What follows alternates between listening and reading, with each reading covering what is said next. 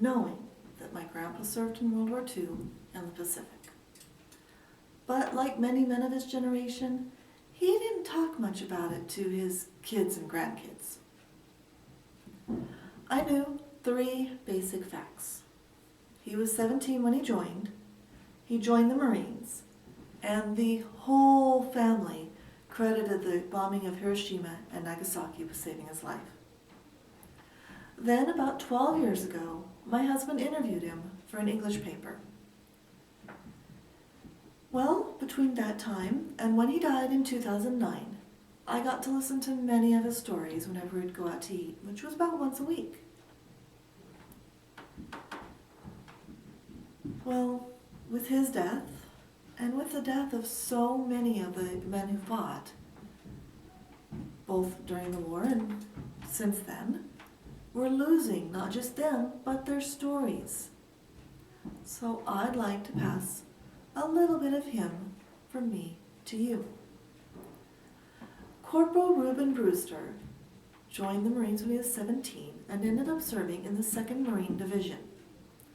Now, for those of you that don't know what that means, imagine D-Day repeatedly as they fought one island and then another and then another. Islands like Tarawa and Guadalcanal and Okinawa.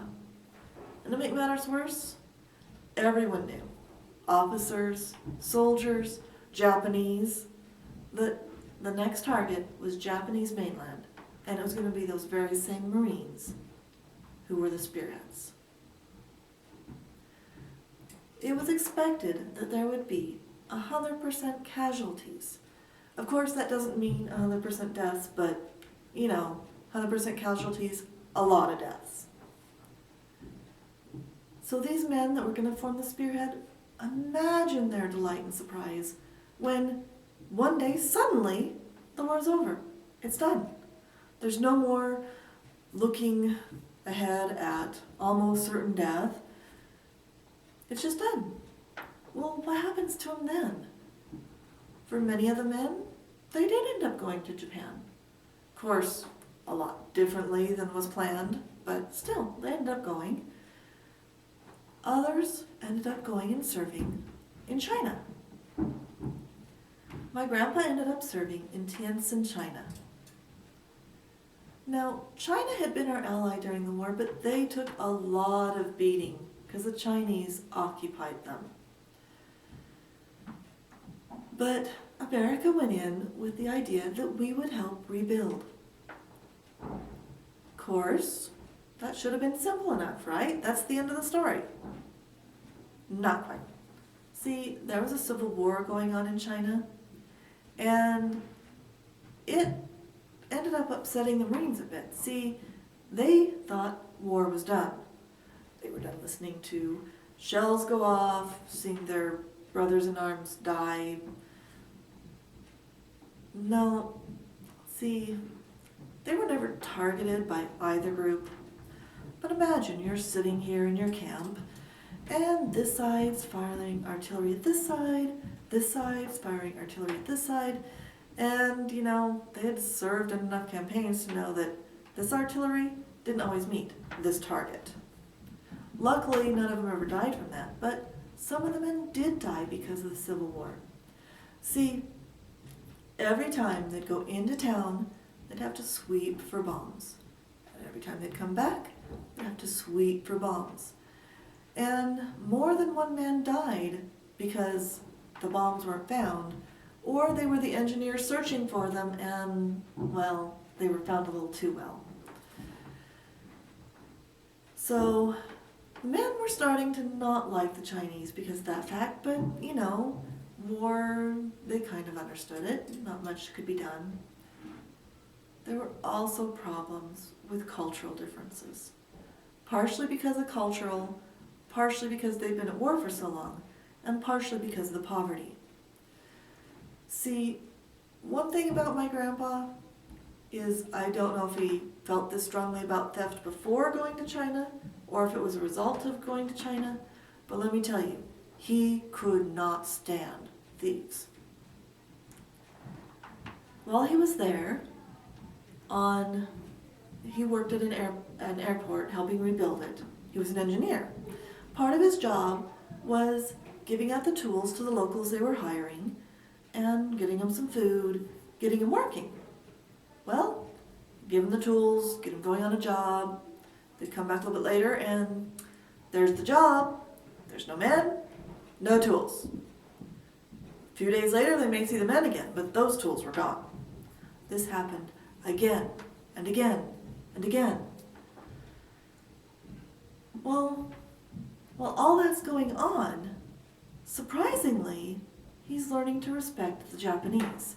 See, they started not trusting the Chinese with the tools because, you can only give them out so many times before you start knowing not to do that anymore. The Japanese were tired of sitting in their camp. Who wouldn't be? Small area, that's it. They asked if they could help. They brought their own tools. They brought their own food. They didn't want paid. They just wanted out of camp. And they were hard workers. Well, over time, he's got this contrast of people who steal his tools, people who provide their own and do a good job.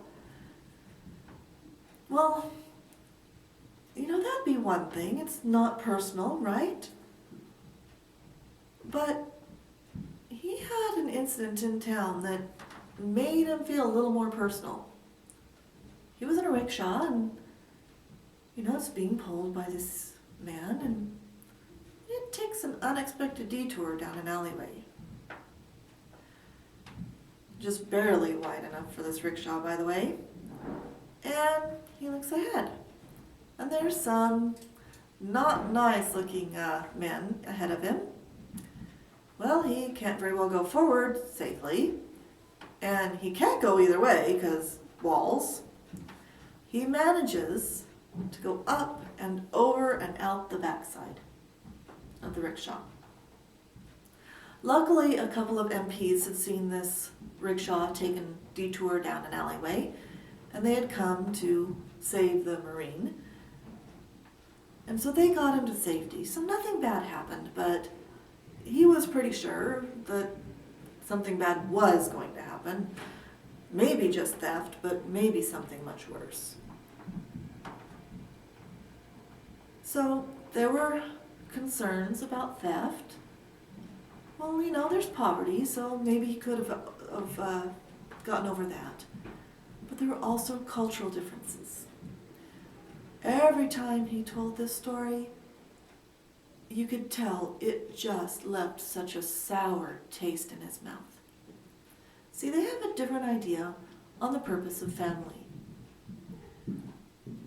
And it was really hard for the Marines to understand this.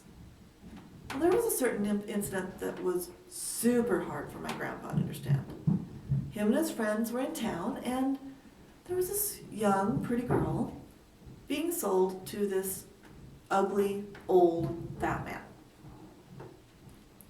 Well, these young Marines, most of them teens and early 20s, did not like that. So one of the men bought the girl.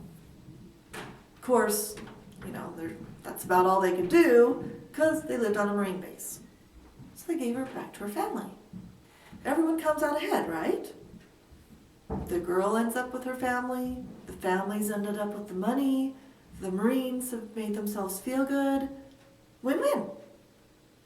Well, until 2 days later when they're back in town and there's the young girl, there's the father, there's her new buyer.